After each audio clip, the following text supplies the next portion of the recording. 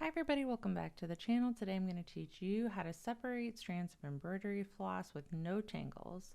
So here we have our skein of floss. As you can see, there's this side that has the number on it and there's this side with the DMC logo.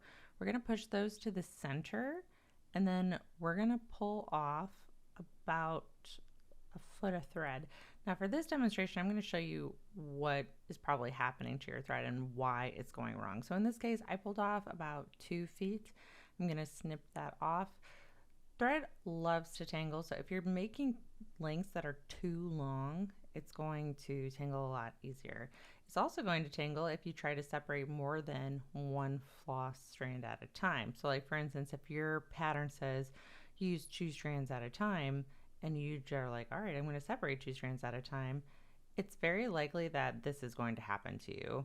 So you're gonna get this really nasty looking knot and you're like, oh, okay, well, I'll just try to push it back to the top and everything will be fine. But to be honest, it probably won't be. It's so easy to knot the thread in the middle and get it to be where the floss is not usable anymore. So don't do that. I'm gonna show you the right way.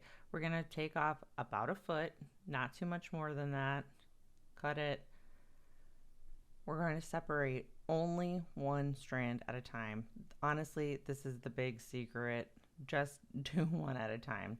So once you have the one strand isolated, like that, you're going to pinch it with one hand, and then you're going to pinch the others with your opposite hand, and you're going to pull out and away from the 6.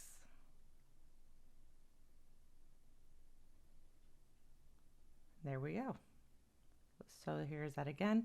Isolate the strand, pinch, pull. This method always works for me. I never mess up when using it, and it's saved me so much time and energy and floss. So I hope this is helpful to you as well, and no more floss tangling in your future. Thanks for watching. Bye.